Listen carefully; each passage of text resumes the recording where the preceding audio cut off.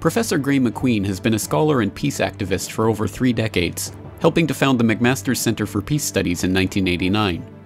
Now, as an editor of the Journal of 9/11 Studies and member of the Toronto Hearings Committee and the 9/11 Consensus Panel, MacQueen is looking for ways to go beyond the collection of 9/11 evidence into prosecution for the crimes of September 11, 2001. This is the GRTV Feature Interview with our special guest, Graeme MacQueen. First thing I did was when I read an article, Explosive Evidence, by David Ray Griffin, which had to do with the New York firefighters and the fact that a lot of them had witnessed explosions in the Twin Towers. He and others, I think probably Todd Fletcher was involved in doing some of the research for that. Anyway, some of them had really spent a lot of time combing through the FDNY oral histories, which had recently been released after a lawsuit by the New York Times against the city of New York. I read that article and I was fascinated by it. I thought, if this is right, if all these firefighters say, well, yeah, we saw and heard explosions, the place was being blown apart, then, wow, that's really important. Imagine having a formal legal process, an investigation of a crime.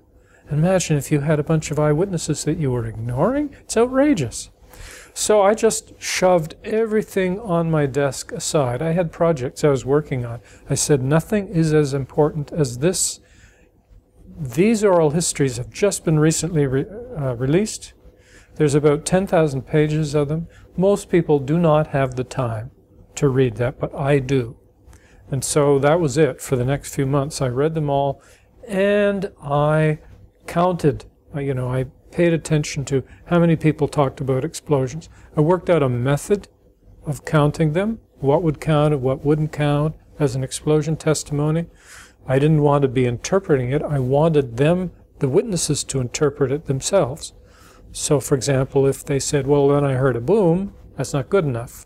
If they said, then I heard an explosion, that would count. So I did that. And I also tried to look for evidence that contradicted the theory.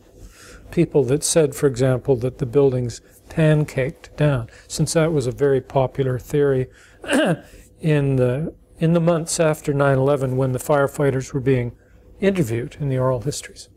Anyway, so I did that work, and that was published in the Journal of 9/11 Studies in 2006. What was it called? 118 witnesses. The firefighters' testimony to explosions in the Twin Towers, something like that. Because I had found 118, which I thought was a lot. I mean, imagine a trial where you have 118 witnesses. That's very strong. And they corroborate each other. In some cases, they're quite detailed testimony. Now, since then, I've worked rather half-heartedly since then to expand that list, because you reach a certain point of diminishing returns. If people can poo-poo 118, then they're not, they're not going to have any trouble with 156, which is my current list. But anyway, I will probably briefly in my talk show the chart of 156 and give 2 specific witnesses as an example of how one witness can corroborate the testimony of another. And I would say that that article is still the one that I'm most known for in the movement, simply because I was the one who was there at that historical moment, who had the opportunity to read them all and to do that, and to get to those very important documents first. Not first, but early on.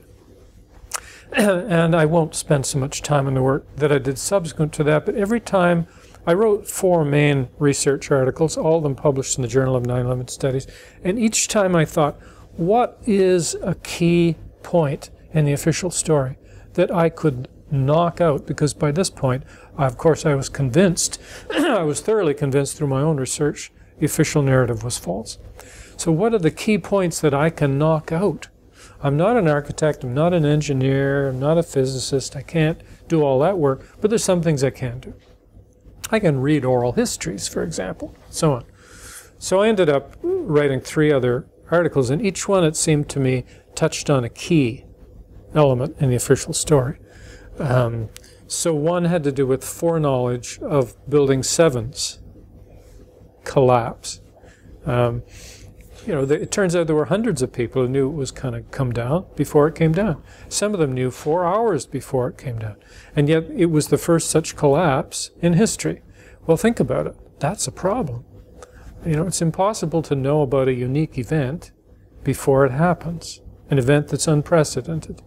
And when there are so many people who know, to say it's fishy is to understate the case. Moreover, they didn't just suspect it was coming down. Many of them say they knew it was coming down because authorities had told them it was definitely coming down.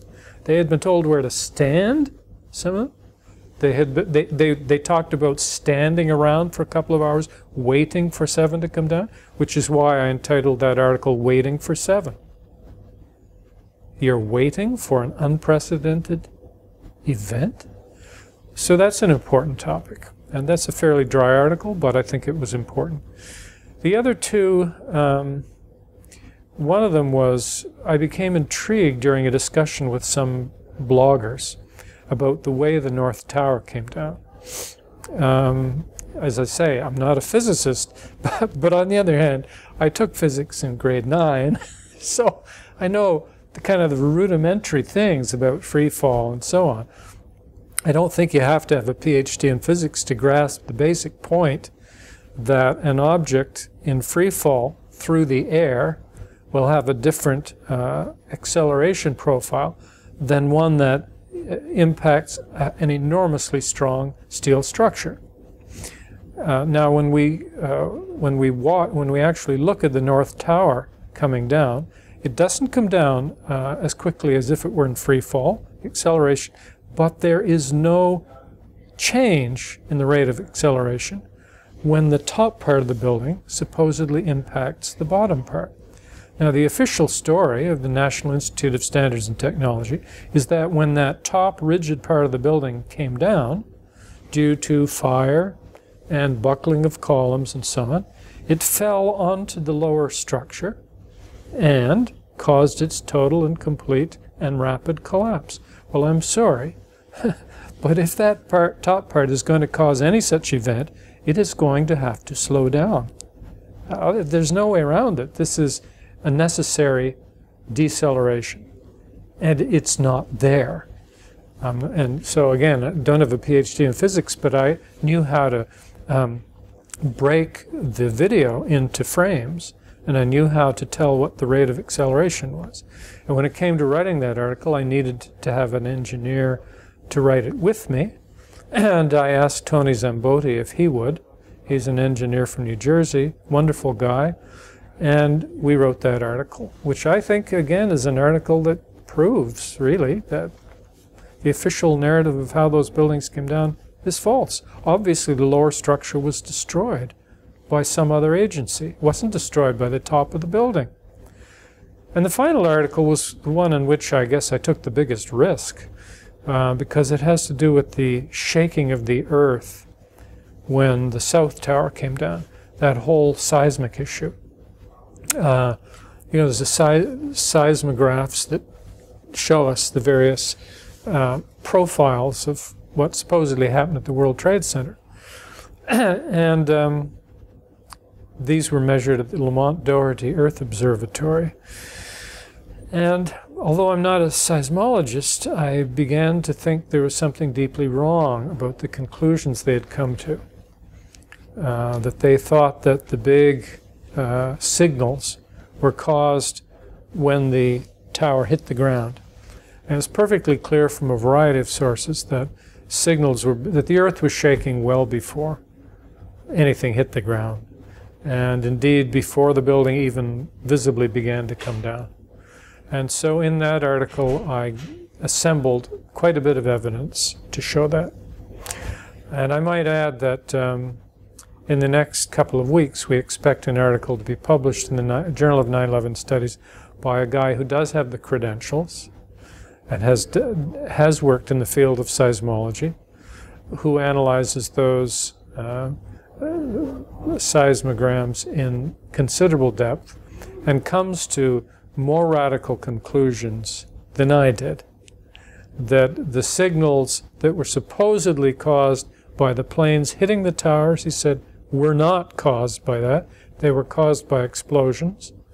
And that the subsequent big signals, which supposedly were from the buildings coming down, 1, 2, and 7, were all caused by explosions. That they simply do not have the right signature for what supposedly caused them. And they don't have the right timing either. He says it's clear that the explosion which caused the first signals, the supposed plane impact, unfortunately happened 15 seconds before the planes struck the building. So I feel to some extent justified in some of the conclusions that I reached. So those are the research articles, and you get to a certain point where you say, okay, I could keep doing this for the rest of my life because this is such a big fraud. I could keep finding research projects. It's interesting to do research, but at some point, and I reached this previously in peace studies too, you get to the point where you say, you know what, we've got enough evidence.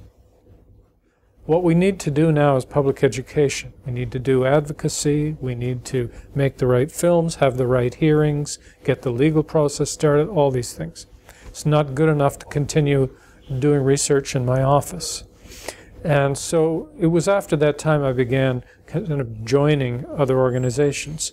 I helped put on the Toronto hearings on 9/11, which I think were important and will continue to be important, especially now that the hearings report has finally been published. Joined the 9/11 consensus panel and became co-editor of the Journal of 9/11 Studies. In all cases, I think I'm playing a role, but it's not the role primarily of a researcher. It's the role of a thinker, an advocate, an organizer. Not always fun roles, but they're necessary.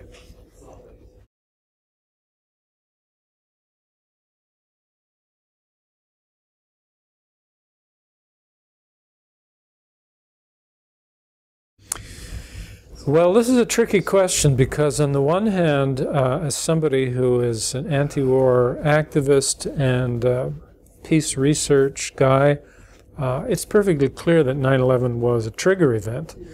It triggered wars, specific individual wars and invasions. It also helped to keep alive the institution of war, which is in great disrepute at the moment in the world. Wars have been declining steadily for some time now. And 9/11 helped kickstart that ancient and brutal institution again, because there are always certain people who profit from it. So from that point of view, I would like the 9/11 Truth Movement to understand this, to understand what war is, what it does, what trigger events are, how 9/11 fits within that, how the 9/11 Truth Movement can fit within that broad historical peace movement, which in my view has been in existence for 2,500 years. So that's one part of the story. And of course many people in the Truth Movement already do understand that, but I would like to see it more widely understood. On the other hand, I'm very careful not to try and make 9/11 Truth just part of my particular vision and my particular ideology. I mean, I've been a peace activist all my adult life. I've been on the left ideologically all my life. I know, though, that the 9/11 Truth Movement is an eccentric and very diverse movement. People all over the place ideologically. There's former intelligence officers, former military officers. I don't spurn them or have contempt for them. I welcome them. I welcome this broad ideological diversity of the movement. I don't want to start purging people because they don't agree with my analysis. And so that's where it gets tricky. I think we want to show people political contexts within which we interpret 9/11. We want, as well as we can, to persuade them. You know, this is morally correct, we need to do this. But at the same time, to honor that diversity, which is the hallmark of this movement. I've been in lots of social movements before. I've never been in one as odd, eccentric, and diverse as this one. It's a wild and woolly beast. There's not everybody in the 9/11 Truth Movement is someone I would want to link arms with and walk down the street with a banner, frankly. But on the other hand, it's a creative movement. I mean, the peace movement in the world, certainly in the West, is in terrible shape right now. In comparison, the 9/11 Truth Movement is a young, energetic, creative movement. It creates its own songs. It has its own kind of street activists, its own renegade journalists. It has wacky theories sometimes as well, but that doesn't bother me too much. It apparently has some racists in it, which does bother me, and we need to denounce and marginalize. But that's what happens in a social movement. There's no card, there's no membership, so you can't just kick people out you don't like. On the whole, I glory in the diversity of it, and so that's the balance we need to strike.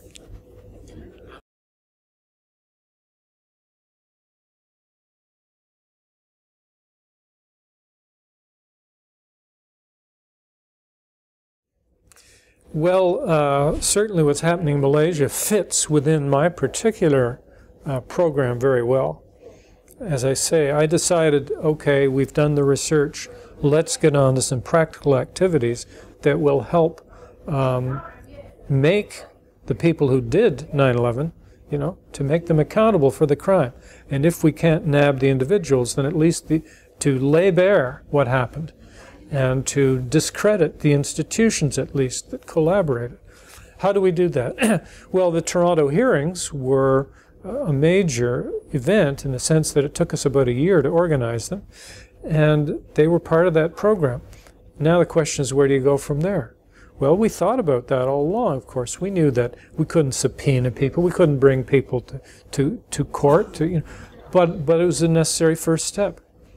Well, there are a number of routes we can go now. One of the people who was on the panel of the 9/11 hearings, Judge Ferdinando Imposimato from Italy, wants to take the issue to the International Criminal Court. I think we should support him. We should try that. At the same time, the war crimes tribunals in Malaysia exist in part because of a certain cynicism toward the ICC, that the ICC will never bring to justice the biggest criminals in the world, that it will not touch the George Bushes and so on of the world, and therefore there needs to be another forum, and I respect that. So we have these two possible paths. One is the more mainstream, the International Criminal Court. One is the less mainstream, the Kuala Lumpur tribunals. I think we should try them both. Do I think Mr. Imposimato is going to be successful with the ICC? No, but I think we ought to give him a chance. In the meantime, we don't just sit around waiting. We make use of this forum, and we appreciate the openness of the people in the Perdana Global Peace Foundation to this issue. And I just applaud them for being willing to put this on. We also have to realize that maybe if the Western media are going to continue to ignore this, not just the media, Western media ignore what's happening in Malaysia, Western universities ignore these tribunals, Western politicians ignore these tribunals, too bad, but they don't constitute the majority of people in the world. If what's happening in Malaysia can be widely broadcast in Asia, for example, or in the non-aligned movement, or in what's called the Global South, these are all huge, important forums.